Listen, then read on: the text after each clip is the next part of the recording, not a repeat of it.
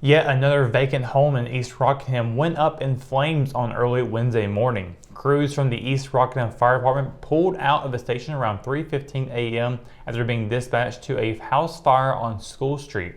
Captain Kendall Watson said there was heavy fire throughout the house when they arrived. Firefighters from Cordova Fire and Rescue responded as automatic mutual aid, and Watson said he called for the Rockingham Fire Department to send an engine and manpower 10 minutes after arrival.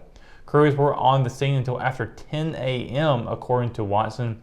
No other nearby structures were damaged. A squatter had been staying at the house but left 30 minutes before crews arrived, Watson said. The cause of the fire is under investigation by the Richmond County Sheriff's Office.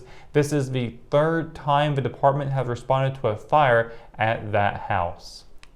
The Richmond County Tourism Development Authority Board approved several grant applications on Tuesday, including one for an event highlighting high strangeness.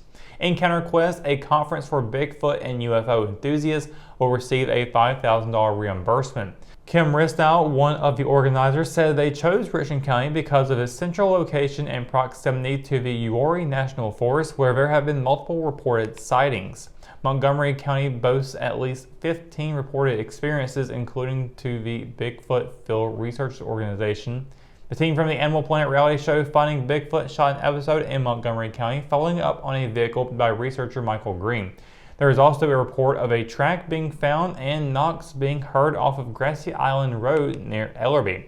The inaugural event, scheduled for April 1st at Cole Auditorium, is expected to draw a crowd of around 1,500 from the Carolinas and across the Southeast. There will also be 2 workshops the previous night. The main auditorium at the Cole seats nearly 1,000. The City of Rockingham was granted $25,000 for the Plaza Jam series, now entering its 20th year. The summer concert series has run continuously, except for 2020, when government response to the COVID pandemic placed a limit on gatherings. In addition to county residents, organizers say the series also draws concert goers from surrounding counties and neighboring South Carolina. Those visitors, organizers say, also eat at local restaurants and sometimes stay overnight. In addition to paying for the bands and their expenses, the city also budgets money for promotion, which includes advertising and t-shirts. The board also approved a $20,000 grant for the returning Spring Fest, which is scheduled for April 22nd. The city also requested $250,000 to be paid out over 4 years for its share to help with the cost of the recent $2.3 million renovations to Discovery Place Kids, which celebrates its 10th year this month. A lot of program history has been made for the Richmond Rare basketball team this season, but following Wednesday's win, the spotlight was on head coach Donald Pettigrew, who reached a personal milestone. Pettigrew, who led the Raiders to back-to-back state runner-up finishes as a player in the late 1990s, earned his 100th career win as the head coach of his alma mater. When Paul McNeil Jr. scored a putback with 4:35 left in the third quarter of Wednesday's 79-50 victory over Hope County in the first round of the SAC tournament, it proved to be the game-winning basket to etch Pettigrew's name in the 100-win club. As the final buzzer sounded, Pettigrew smiled as he hugged members of his coaching staff and high-fived players in celebration. In 148 career games coached, Pettigrew has amassed an overall record of 148, including 22 victories so far this season. The number 1 Raiders will play for the SAC Tournament Championship on Friday against number 2 Scotland. That will be followed by playoff seeding on February 18th, which currently has Richmond projected as the number 2 seed in the 4A East bracket. When we return, we've got your live at 5 weather report. It's coming up after the break, so stay tuned. Hometown heroes? Well, maybe. When it comes to backyard comfort and no pesky mosquitoes, call Brown Termite and Pest Control at 910-895-6410 or 910-276-8870. Their team of superheroes can take back control of your paradise. That's 910-895-6410 today. McNair Auto Sales is the place to buy your pre-owned car, truck, or van. To be the best, it takes big selection, friendly staff, and great pricing. We guarantee a no-hassle buying experience, and financing is available right on site. So come see us today. We're located at 1026 East Broad Avenue in Rockingham. And remember, with over 40 years of experience, you know McNair is the name you can trust.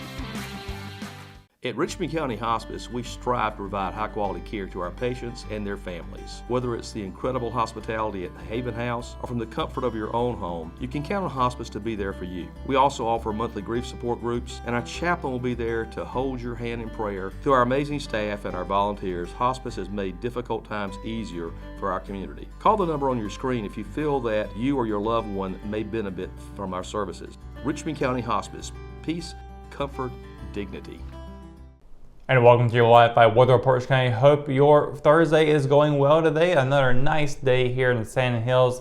I am loving this weather. I wish it was like this every single day of the year. But that will not be the case moving forward for a few days coming up, especially in the weekend. Before we get to that, tonight looking pretty nice once again. 6 o'clock, 70 degrees, 10 o'clock, 65. A lot of cloud coverage still for the area. We'll have a sunset at 6:02 p.m. and there'll be a waning crescent moon phase out tonight as well. Looking at the forecast for tomorrow, we'll be expecting to see more 60s and 70s across Sand Hills, but with that comes an 80 to 90% chances of rain across the region. Cumberland County, a high of 71, a low of 41. Hope County, a high of 70 and a low of 39, with Robeson seeing a high of 72 and a low of 43. Over in Scotland County, high of 70, low of 41. Up in Moore County, a high of 67 with a low of 37. And then we'll see Richmond County here seeing a high of 68 and a low of 39.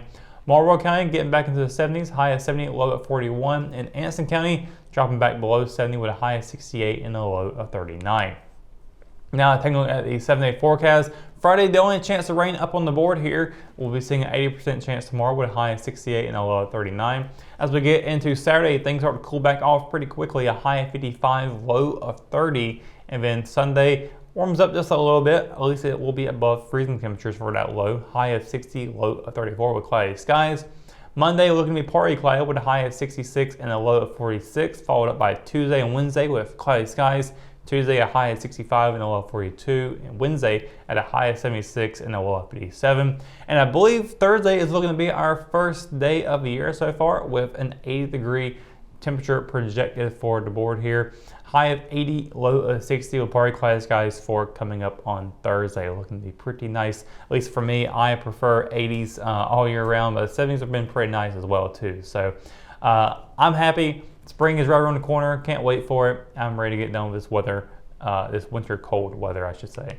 But that is going to do it for your Live 5 Weather Report and for tonight's edition of Live at 5. For the latest news, sports, and events happening in Richmond County, you can always visit richmondobserver.com or download the free RO app for your mobile devices. For the Live 5 crew, I'm Russell Parker. Thanks for watching, and we'll see you tomorrow. Good night, Richmond County.